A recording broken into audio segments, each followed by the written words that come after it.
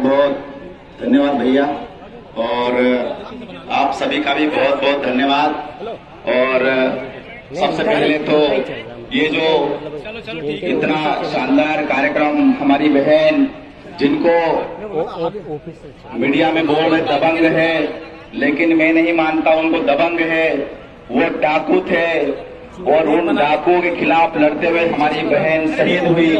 उनके लिए एकजुट होने का जो कार्यक्रम इतना शानदार आयोजन किया न्याय दिलाने के लिए, उसके लिए मंच का मैं बहुत बहुत धन्यवाद और आभार व्यक्त करता हूँ। साथियों, आज जिस प्रकार से हमारी एक बहन, हम नारे लगाते हैं जल जंगल जमीन कुरिन छे हमरू छे हमरू छे, लेकिन एक बहन हमारी अपनी जमीन की रक्षा करते हुए शहीद हो गई।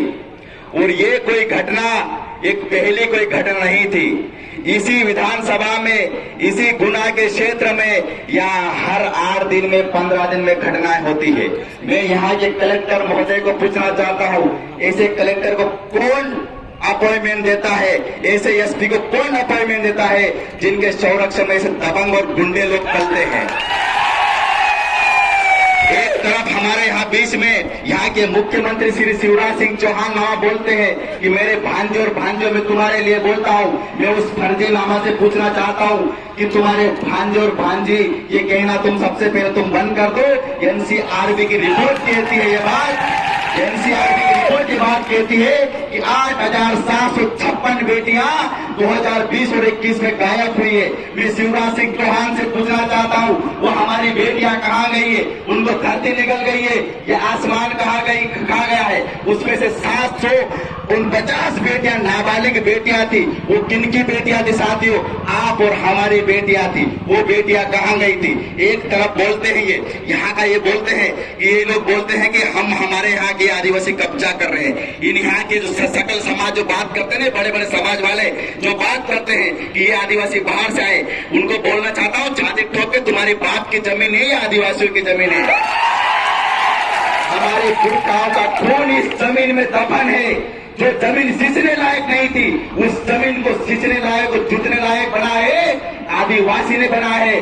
तुम्हारे बाप में ताकत नहीं थी कि संसार को पाल ले, उस आदिवासी ने जंगल में रहकर शेर से लड़ाई कर भेड़ियों को खाकर उस आदिवासी ने तुम्हारे संसार को जिंदा रखा।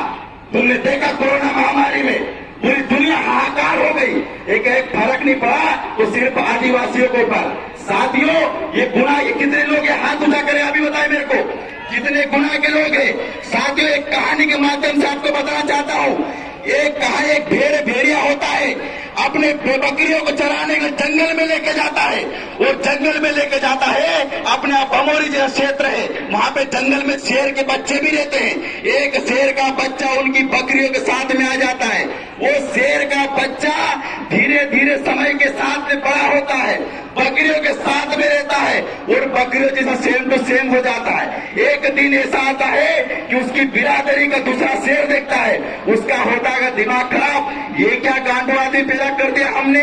ये शेरों के बीच में रहने वाला आदमी बकरियों के बीच में रह रहा है, घास फूस खा रहा है, चुपचाप बैठा है, अपने समाज के लोगों पे अन्याय हो रहा है, चुपचाप बैठा है। शेर ने झपट्टा मारा, उसने बकरियों को नहीं उठाया, उसने शेर के बच्चे को उठाया और बोला, गधे तो ये क्या काम कर रहा है, तू शेर है, ताड़ तू। तो बोले नहीं, मैं तो बकरी हूँ। शेर का दिमाग खराब हुआ, उसको 2 झपट्टे मारा, तब भी शेर का उसको समझ नहीं पड़ी, क्योंकि वो बकरियों के बीच पला पड़ा हुआ था। इसके बाद तालाब के किनारे लेके गया, तालाब के किनारे लेके गया, वहां पे दिखाया कि देख तेरी और शकल, तेरी और मेरी शकल एक है, मतलब तेरा पैरवास और मेरा पैरवास एक है, तेरा जो सिस्टम है वो मेरा सिस्टम सेम है। लेकिन वो मानने को तैयार नहीं। आखिर में वो जो व्यक्ति, वो जो शेर था, परेशान होकर 2 झपट्टे लगाया। उसके बाद उस शेर को समझ में आया, उसने दहाड़ बोला, उसने दहाड़ा, उसके बाद उसको समझ में आया कि हाँ यार, मैं तो शेर हूँ। सेम तो सेम तुम्हारी कंडीशन ये हो गई है। यहाँ का समाज तुमको समझता है कि ये बाहर से आए हैं। अरे तुम शेर हो, तुमको किस बात की जरूरत है?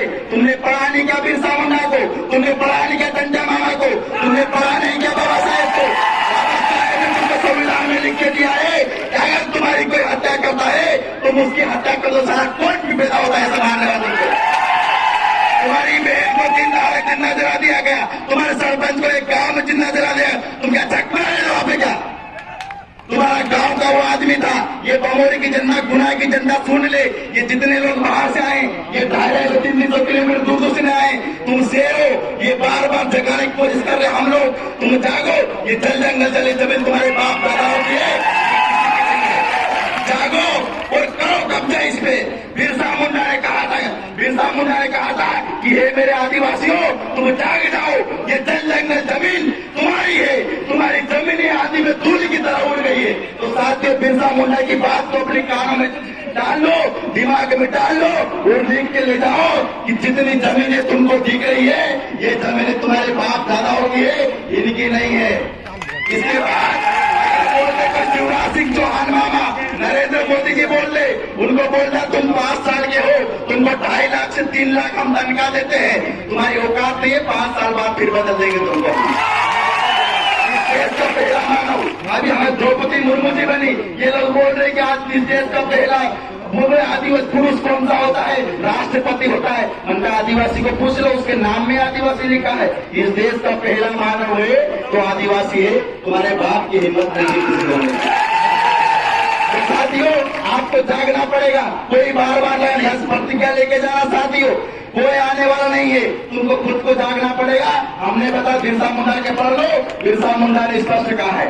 मैं लास्ट में 2 लाइन नवाज देवबंदी की बात करके अपनी बात को यहीं पर विराम दूंगा कि जलते मकान को देखकर खुश होने वालों, आगे मुकद्दर आपका है, पीछे तेज हवा का झोंका है, उसका छप्पर आपका है, उसके कदर पर मैं भी झुकता, मेरा नंबर आप आया, मेरे कदर पर आप भी चुप हो, अगला नंबर पक्का आपका है।